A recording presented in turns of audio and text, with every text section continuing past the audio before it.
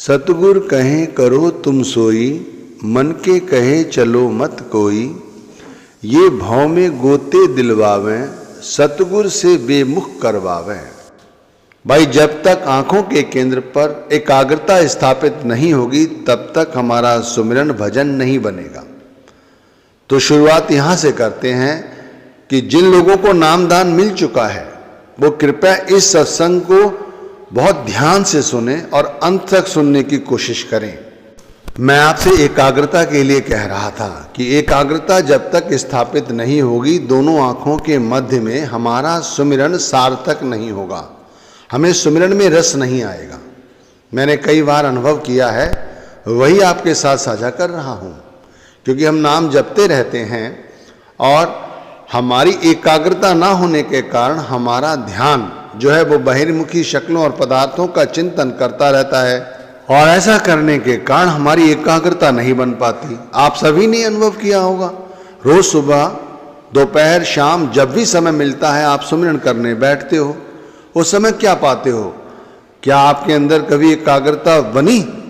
5 minute, 10 minute, 20 minute, आधा घंटा, 1 घंटा, यहाँ तो 2.5 घंटे की बात कर रहे हैं कि 2.5 घंटे तक आंखों के मध्य में एकाग्रता स्थापित करना हमारे लिए सबसे जरूरी है। अब एकाग्रता स्थापित होने पर होता क्या है? देखो, एकाग्रता जैसे जैसे बनेगी वैसे वैसे हमारे शरीर के अंदर कुछ परिवर्तन होने लगते हैं। वो परिवर्तन कैसे हैं? हमारे हाथ पांव सुन्न होने लगते हैं। जैसे जैसे हम शब्द में डूबते जाते हैं, यानी शब्द का रूप होने लगते हैं, वैसे वैसे हमारे शरीर के अंग अपने आप सुन्न पड़ जाते हैं। हाथ सुन्न पड़ जाते हैं, हथेलियाँ बिल्कुल सुन्न हो जाती हैं, उंगलियाँ बिल्कुल सुन्न हो जाती हैं, पैरों के तलवे सुन्न हो जाते हैं, पिंडलियाँ सुन्न हो जाती हैं। ऐसा लगता है शरीर है ही नहीं, और जबकि हम पूरी तरह से चेतन अवस्था में हैं, नाम जप रहे हैं, सब कुछ अनुभूति कर रहे हैं, गुरु के स्वरूप का ध्यान कर रहे हैं, नाम जप रहे हैं, अब बहुत अच्छा अनुभव कर रहे हैं। 2 से 2.5 घंटे की एकाग्रता बनाने के लिए बहुत मेहनत करने की जरूरत है। ये ऐसे नहीं हो जाएगा कि कहा और ये हो गया। आप खुद करके देख ही रहे हैं, आधा घंटा 1 घंटा तो बन नहीं पाता, यहाँ 2.5 घंटे के लिए कहा जा रहा है। और 2.5 घंटे के लिए भाई कितनी मेहनत की जरूरत होगी, आप खुद से विचार करो, और तैयारी कितनी बड़ी होगी। तो यहां पर बड़ी बारीकी से समझाने की कोशिश कर रहा हूं कि एकाग्रता बनती कैसे है। जो सुमिरन कर रहा है साधक, भजन कर रहा है, ध्यान कर रहा है, जब उसकी आत्मा का सिमटाव ऊपर की ओर होने लगता है तब एकाग्रता बन जाती है। अभी हमारा मन 9 द्वारों के जरिए बहिर्मुखी रहता है, तो हमारी आत्मा का सिमटाव ऊपर कैसे होगा? नहीं होगा ना। हमारी आत्मा का सिमटाव जब ही ऊपर होगा जब हमारा मन भी उन्हीं चीजों का, उन्हीं शक्लों का चिंतन करे जिन चीजों के साथ एकाग्रता बनती है। अब आप सभी से विनती है, अपने अंदर झांक कर देखो कि ऐसी कौन सी चीज है जिसका ध्यान करते हुए हम लगातार 2.5 घंटे तक अपने अंदर एकाग्रता स्थापित कर सकते हैं। देखो, कोई चीज है ऐसी संसार में? नजर दौड़ाओ चारों ओर, किस चीज का ध्यान करने से 2.5 घंटे की एकाग्रता बन सकती है? आप विचार करो, आप पाओगे केवल गुरु का रूप ही ऐसा है जिसके साथ हम 2.5 घंटे तक एक जगह, एक स्थान पर बैठकर अपने अंदर ध्यान की एकाग्रता स्थापित कर सकते हैं। जिन लोगों की भी आज बैठक बनी हुई है, चाहे वो आधा घंटे की हो, चाहे 1 घंटे की या 1.5 घंटे की, उसमें गुरु का रूप ही सर्वोपरि है, इसीलिए बनी हुई है। अब वे लोग जो रोज रोज 2 से 2.5 घंटे की साधना कर रहे हैं, उनके अंदर भी अभी शून्य समाधि नहीं बनी, तो भाई हमारे अंदर कैसे बनेगी? हम तो 10 मिनट 20 मिनट भी नाम नहीं जपते, और जपते भी हैं तो बगैर एकाग्रता के जपते हैं। लेकिन जिन्होंने अपने अंदर एकाग्रता स्थापित कर ली है, उनका ख्याल तुरंत शून्य समाधि में उतर जाता है, मिनटों सेकंडों में उनका ध्यान लग जाता है। और वो 2-2.5 घंटे छोड़ो, वो पूरा दिन भी बैठे रहें तब भी उनके शरीर को कुछ नहीं होगा, वो बहुत हल्का महसूस करते हैं। जब आपकी समाधि लगनी शुरू हो जाएगी तब आप बहुत हल्का महसूस करेंगे। आपने अनुभव भी किया होगा, जब आपके साथ ऐसा होता है, हाथ पैर सुन्न हो जाते हैं और आप पूर्ण रूप से शब्द में समाने लगते हैं, गुरु के रूप या स्वरूप के साथ आपका ख्याल जुड़ा होता है, तब आप अपने आप को कितना हल्का महसूस करते हैं। तो आप चाहते हैं कि आपके अंदर भी महाशून्य की समाधि लगे, आप भी भंवर गुफा के अंदर पहुंचकर उस रारणकार की या सोहम की धुन को सुने। तो उसके लिए अपने आप को तैयार करो, और तैयार कैसे किया जाता है आप समझो। शून्य की समाधि अपने अंदर बने, इसके लिए सबसे पहले खुद को तैयार करने का मतलब है कि अपने अंदर नाम को धारण करो। नाम दे दिया है गुरु ने, ठीक है, उनकी कृपा हुई, आपको नाम दे दिया। अब उस नाम को धारण करने का मतलब है कि अपने अंदर ये विचार बनाओ कि भाई जो कुछ है वो गुरु है। अगर आज ये आपका जो शरीर है, इससे पहले भी था, नामदान से पहले, तब जो था तब था, जिसका था मेरा था, मैं मान रहा था इस शरीर को अपना। हो सकता है वो अज्ञानता रही हो और अज्ञानता ही थी, लेकिन आज ये शरीर मेरा नहीं है, ये गुरु का है। शब्द तो भाई पहले भी था हमारे शरीर के अंदर, लेकिन पहले हमें अनुभूति नहीं थी। अब अनुभूति है कि ये शब्द ही परमात्मा है, इसीलिए अब हम शब्द के हैं। तो सबसे पहले खुद से ये धारण करो विचार कि हम शब्द का रूप हैं, एक बात। फिर हमारे पास जो कुछ भी है, 2 आंखें हैं, 2 कान हैं, नाक है, मुंह है, जो कुछ भी है वो सब भी शब्द का ही रूप है। अगर एक भी चीज इनके अंदर से कम हुई तो भाई वो अपूर्णता हो जाती है, हमारी समाधि में वो बाधा डालेगी। तो वो भी शब्द का ही रूप है। फिर उसके अंदर जो कुछ हम खाते हैं वो हमारा खून बनता है, जो गलत चीज होती है वो मल के रूप में बाहर निकल जाती है। ये सब कुछ जो हमारे अंदर हो रहा है, ये भी सब कुछ शब्द का ही रूप है। आप देख लो, अगर हमारे शरीर के अंदर कोई रोग लग जाए, उसे ठीक करने के लिए हमें डॉक्टरों से दवाई लेनी पड़ती है, ऑपरेशन कराने पड़ते हैं, उसके बाद भी वो वैसी नहीं होती जैसी हमें परमात्मा ने दी है।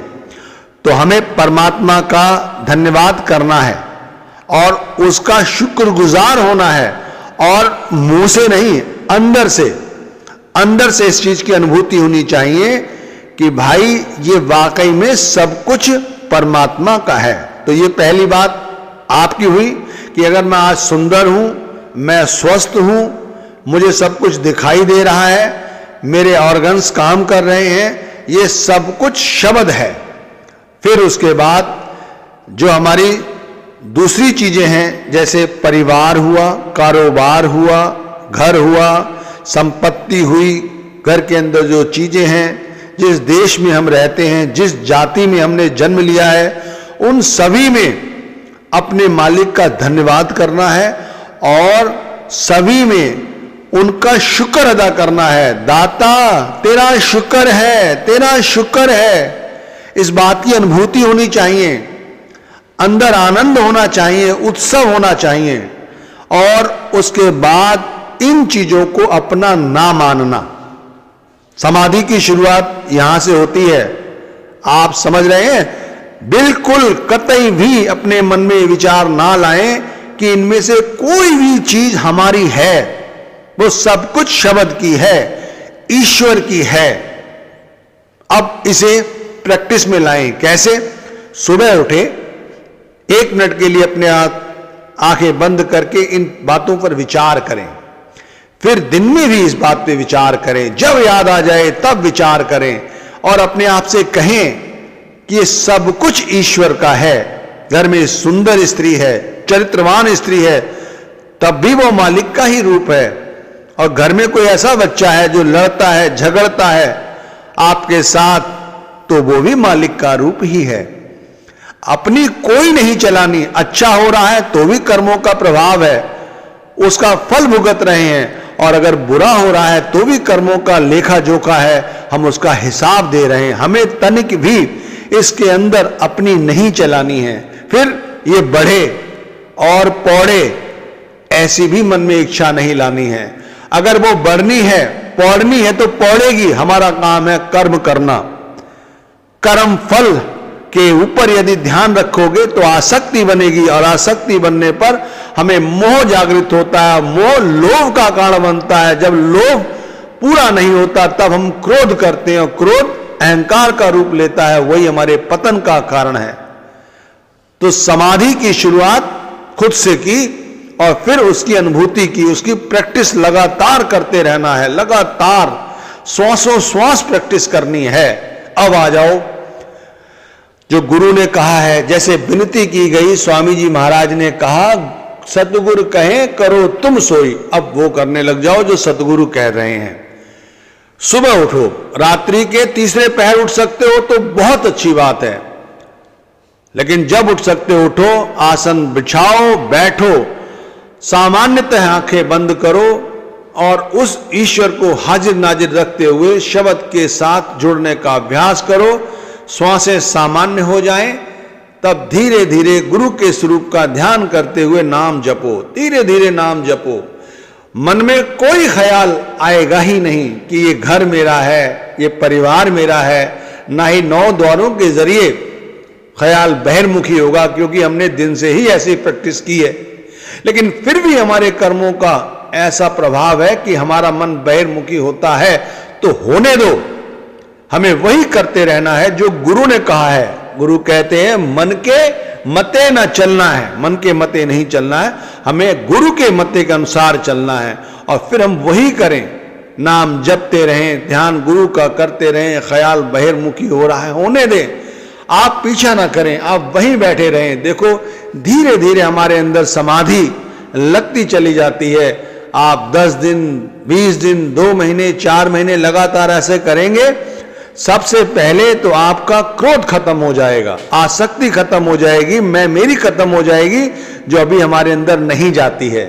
जब धीरे धीरे खत्म होने लगती है, हमारा सुमिरन बनने लगता है, हमारा ध्यान बनता है, हम 2-2.5 घंटे एक स्थान पर बैठकर नाम जप कर लेते हैं। और फिर वो अवस्था आती है जिसे शून्य समाधि कहते हैं, कि हमारे शरीर के जैसे हाथ पांव शून्य होने लगते हैं और हम सिमरन करते रहते हैं। हमें घंटा, 2 घंटा, 2.5 घंटा एक जगह बैठकर गुरु के स्वरूप के साथ नाम जप करते हुए ध्यान मग्न रहते हैं। अंदर घंटे की आवाजें सुनते हैं, शंखनाद सुनते हैं, नए तरह के प्रकाश देखते हैं, फिर भी हमारा ध्यान विचलित नहीं होता।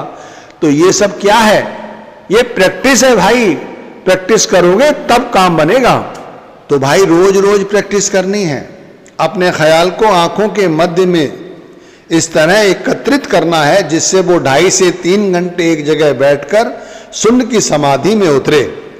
भाई शुरू से ही, अभी से ही इस बात की प्रैक्टिस करने लग जाओ कि भाई यहाँ हम निमित्त, एक साधन है।